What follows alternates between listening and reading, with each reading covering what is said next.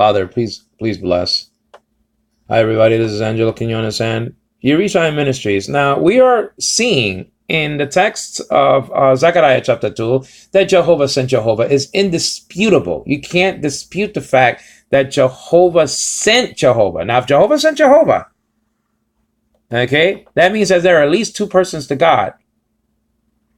Okay? And so this is a great proof of that two persons of the Trinity exist here. So there are more than one person to Jehovah, whether we like it or not. Yes, Jehovah is one Jehovah. God is one. You understand what I'm saying? Okay, Theos, Haste, Estin. It says in Galatians chapter 3, verse 20, all across the board. Yes, Theos, Haste, Estin.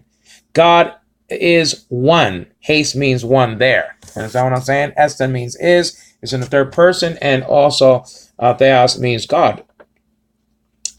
Now over here we're studying the construction, the full Hebrew construction of this text, because we're trying to prove that Jehovah is speaking. And not only that, that Jehovah sent this Jehovah. Now there's only one Jehovah, but there are three persons to Jehovah. You understand what I'm saying? Now let's check it out. It says over here key for four. We read Hebrew from right to left. And then it says cho, and that means thus. Cho means thus. Spelled out. Okay, that's a cough. Okay, so spelled out like KH or a CH and stuff like that. You understand? So that's like that's a guttural. And so the thing is, that's the deal. Cho. Okay, so ki cho for thus. And then we saw the wonderful word amar. Okay, and that says. We saw the construction of that. And then we began the construction of the Tetragrammaton, and we saw that each individual letter, okay, means this. The yod means hand, H-A-N-D, or arm, like, you know, anything like touching the elbow, going down to the fingers. And then hey means behold. As a matter of fact, the Paleo Hebrew is very strong. It's like somebody saying, hey, look, like that. You understand what I'm saying? And then, let me just move that out the way. I just get so many messages. And then after that is the vav, or the wow, and that means nail. Like a tent nail, if you will. You understand what I'm saying? And then after that is behold again. So I said that this could mean, this is just me. I never heard it before, but I'm just saying that I'm not saying that, you know, I beat everybody to it, but I'm just saying if I did, praise the Lord anyway. But I am saying that the gospel stories in the Tetragrammaton, that's what I think. It's not gospel, meaning what I'm saying, okay? But I'm saying it might be in the Tetragrammaton. Hand, behold, nail, behold is the gospel message. Now remember that the word Jehovah comes from Hayah, okay? Which means to be, among other things, okay? And so, you know, Ehyeh is actually the first person form of Hayah, and the Tetragrammaton is the third person form of Hayah. He will be. Now, actually, he will be is in the future. It's like saying, you know, Jehovah's going to do something.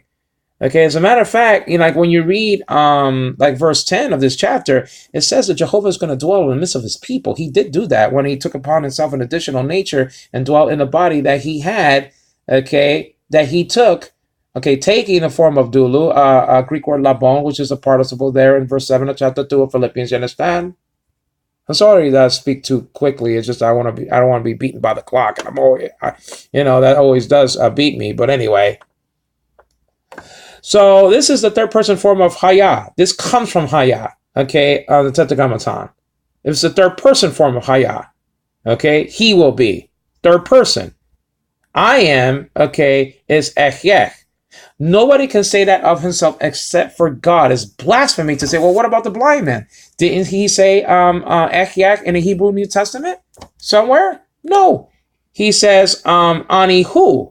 I am he. Now, who means he in Hebrew. Who means he. Not who is it, but just who. Who means he in Hebrew. Okay, you understand what I'm saying? And the Hebrew New Testament that I have translated from the Textus Receptus by G.G. Collier and T. Frey way back in 1817, at least that was the published date. You understand? That says, okay, all right, Anihu. It doesn't say Echek. The blind man did not say Echek. Nobody's allowed to say Echek except for God. And he said it in Exodus chapter 3, verse 14. Echek asher Echek, I am that I am. Only God can say that. Jesus did, according to that Hebrew New Testament of 1817, and I have it right on my desk. Have it right here. And another Hebrew New Testament says that Jesus says Echech of himself, according to John chapter 8, verse 58. Because the Jehovah's Witnesses can say, well, big deal, ego eimi. It doesn't really prove that he's the great I am. As a matter of fact, the Hebrew New Testament doesn't even say what the Greek Septuagint says, ego eimi hoon. So what about that, Angelo? Yeah, but I could take you to the Hebrew New Testament where Jesus does say echech of himself. And according to you guys at the tower, Jehovah's Witnesses, you said that Jesus only spoke in the Hebrew of his day and not in Greek. And I have two Hebrew New Testaments that I could point out to you. One physically that I could show you that he did say echech of himself. So this is the third person form of Yahah, the Tetragrammaton. Now it goes on to say of hosts. He is the Lord of hosts. I'll say, okay, Sabaoth. Sabaoth. Okay. Now, what is this? Well, I'm under 6,635. It's the third to last letter on the top floor. You have two floors here, the first floor and the second floor, like in a building, right? So I'm under over the words of hosts. I'm right there, okay? Right there. I'm beginning with a Y-looking letter that is not a Y. It's a TS in Hebrew, actually. It's a Sade. Say Sade. Sade. The Sade is a TS letter in Hebrew. It's a combination of two letters, like in the word sports. Okay? And so that's just the deal. It's a Y-looking letter, but we already have the Y in the Tetragrammaton. Yeah, right? Yeah. So that's just it right there. So the Sade, I should say, okay, it's a TS letter, and the transliteration, okay, is actually a T with a dot underneath it, but that means TS when you see that. Okay. Now, so that Y-looking letter is a TS in Hebrew, Sade. What's underneath it? The Shwa. Okay, the Shwa, which is a E sounding letter, like in the word lagoon.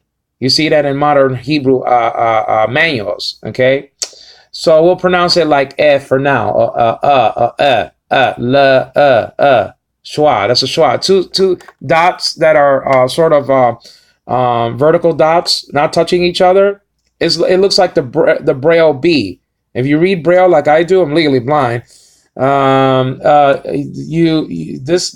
symbol, the schwa, looks like the Braille B, the B that's Braille. Okay, so you have sa, and then you have a B.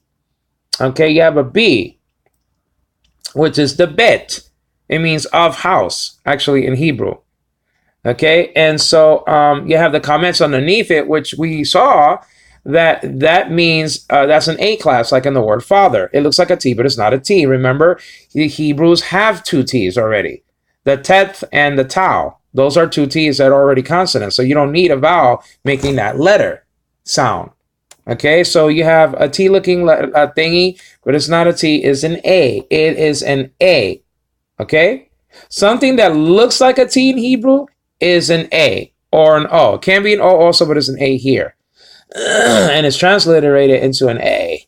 Okay?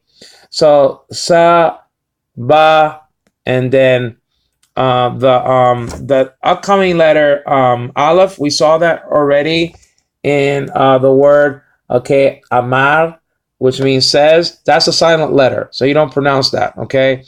The next letter you're going to see, okay, is a vav or a wow, and we saw it in the Tetragrammaton. Now, the diacritic above it makes an O sound. Say O. What is this called? Holem. It is an Holem O class. Okay, a diacritic is a diacritic. and then it's an O class. So when you see a dot above a Hebrew consonant, you're probably looking at an O, like in the word Moshe, but the sheen dot carries that job out. Okay, it does the job. The sheen dot can't act like an O class, and it does in the word Moshe. So you don't need to write two dots, one for the shin or the sheen, and then another one for the O class. That's just, you don't need that. All right, now where am I? Okay, the Lord of hosts. Okay, so you have Sabaoth, and then you have a T, sometimes pronounced S in some circles, in some dialects, sometimes pronounced TH. Okay, in some circles. You understand what I'm saying? So over here is transliterated into a T. Sabaoth. Sabaoth. Okay, ot. And so that's a T in Hebrew. The Tau. That's a Tau. That's one of the T's in Hebrew. Understand what I'm saying? So when you're looking at something in Hebrew that looks like a T, do not pronounce it as a T. That's just a guarantee. You're looking at either an O class or an A class, mostly an A class. Sabaoth. Okay, Sabaoth. The letters again are, okay, Sadi, Bet, Aleph, Vav, or Wow, and then Tau. After is the word, okay, Achar. Okay, Achar. Okay, yeah, so you have that's 310, and then that's almost that's the second last letter on the top of floor. And let me check out the time here.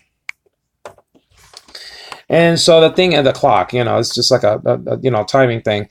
And so the thing is that this means after, and so the thing is that this begins with an aleph, and then underneath it is a dash. That's an A class, like in the word hat.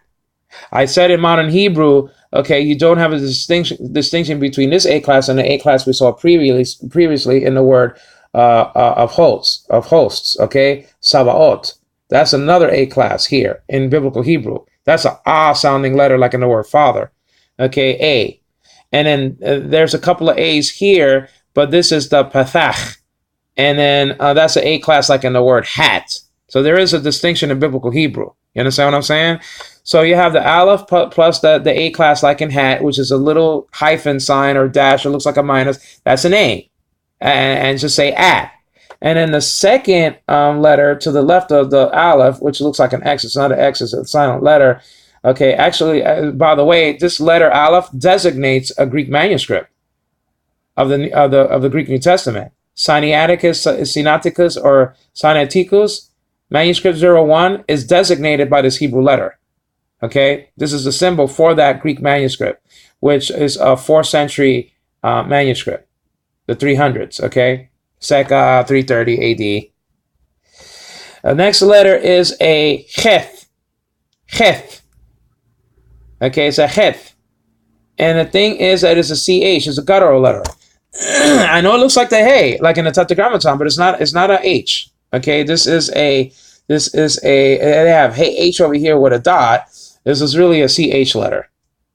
Okay, so that's just a deal. So the thing is that you have the pathach underneath this letter also, so it's a-cha.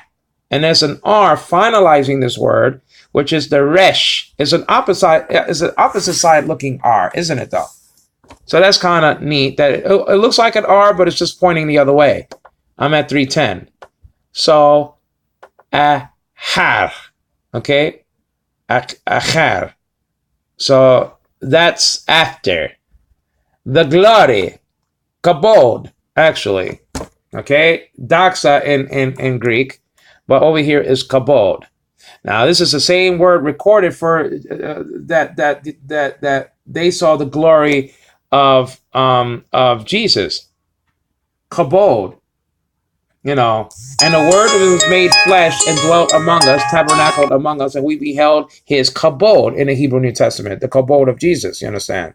You understand what I'm saying? The same Hebrew word, kabod.